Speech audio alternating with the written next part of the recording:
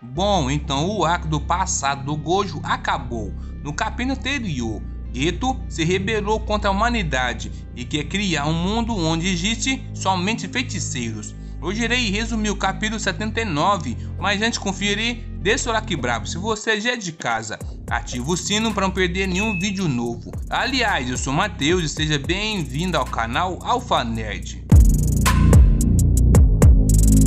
Bom, o capítulo inicia com Gojo dizendo que o pai do Megumi era de um grande clã Jujutsu, chamado Zenin, e que ele foi criado em uma família tão bagunçada que ele mesmo não encarava.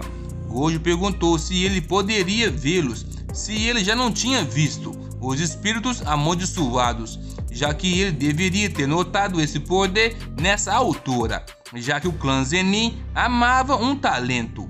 Gojo então disse que técnicas Jujutsu geralmente são despertadas entre 4 e 6 anos de idade, então essa era a melhor idade para serem vendidos, e que seu pai tinha deixado ele como uma carta maior contra o clã Zenin, e perguntou se isso não deixava ele bravo. O mesmo disse que não, e disse que não ligava para onde seu pai estava, o que ele fazia, pois ele não ouvia há anos e não se lembrava dele, e disse que já sabia o que ele iria dizer. Megumi disse que a mãe da Tsumiki não tinha voltado já fazia tempo e que eles deveriam estar de saco cheio deles, e perguntou se eles deveriam viver por conta própria. Gojo, pensativo, perguntou se ele realmente era um aluno do primário e disse que assim que seja, ele poderia sempre perguntar mais tarde sobre o seu pai, se ele sentir curiosidade. Assim, ele achava bem interessante, mas direto ao ponto, o que ele queria fazer. Ele queria ficar com os Zenins. Megumi perguntou o que aconteceria com a Tsumiki e perguntou se ela ficaria feliz se ele fosse até lá. Tudo dependeria disso.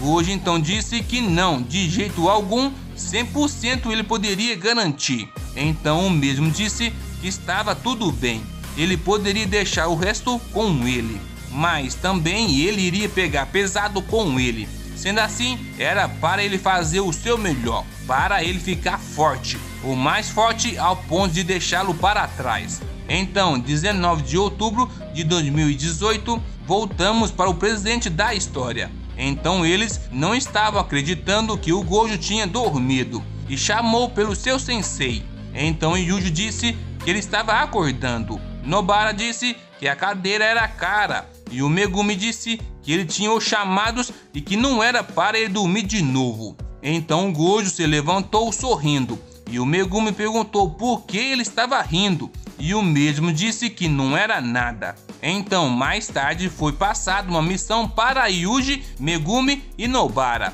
Eles foram até o Utahime Yori. A mesma perguntou se Gojo tinha falado sobre o espião para eles, e eles disseram que sim. Ela disse que havia pelo menos 2 pessoas em contato com o usuário de maldição. Um deles é muito influente, mais do que até o próprio diretor. Sendo assim, ela mesma não poderia fazer nada. O outro tem vazado informações para esse maioral. Esse era o alvo deles, mas eles ainda são apenas suspeitos. Então eles precisavam deles para o interrogatório. Então Nobara perguntou se um deles era de Kyoto. Por isso eles tinham pedido para eles de Tóquio. Então a Utahime ficou em silêncio e disse que o espião era. Então Kazumi chegou na sala onde Meshamaru estava. A mesma disse sobre o prazo final para entregar as anotações dele. O mesmo estava em silêncio e a mesma o chamou novamente. Então ele pediu desculpas para ela e disse que ele estava indo dormir. Ele disse que suas anotações estavam em cima da mesa e pediu para ela pegá-las. Kazumi Miwa disse que estava cedo para dormir, mas o Meshamaru já tinha ido dormir. Miwa cutucou o mesmo e em seu pensamento ela disse que ele realmente tinha ido dormir e se perguntou aonde realmente o verdadeiro Meshamaru estava. Então voltamos para a missão.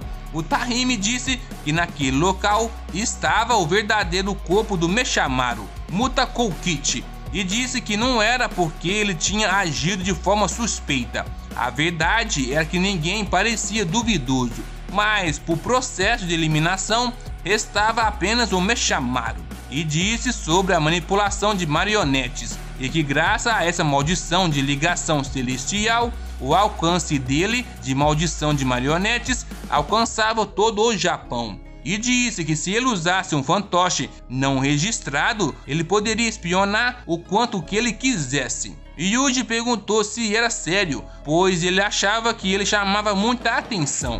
Então, o Tahime perguntou ao mesmo se ele usasse uma marionete do tamanho de uma mosca. Então o mesmo disse que tinha entendido. Eles então chegaram no local. Meshamaru disse finalmente, e o Yuji se preparou para arrombar a porta, e o mesmo fez.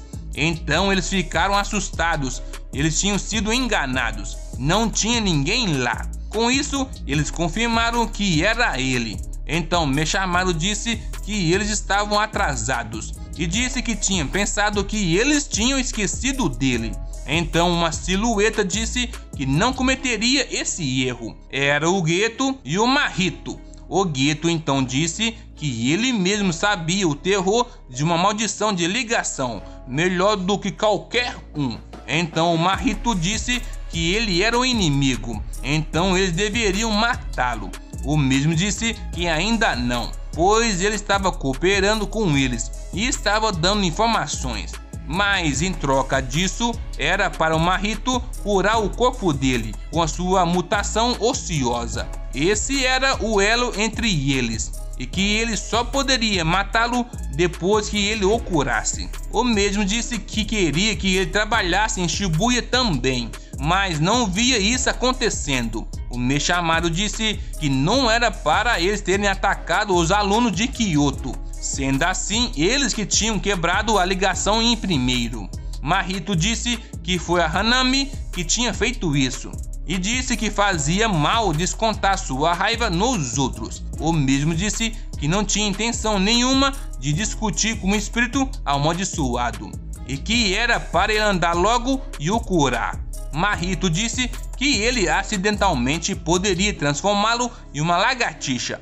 O Geto disse ao Mahito que era uma ligação com o outro e que era completamente diferente de uma ligação imposta em si mesmo.